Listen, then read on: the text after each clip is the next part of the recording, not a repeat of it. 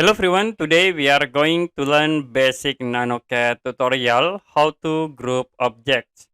So as example, I will create a rectangle and then a circle.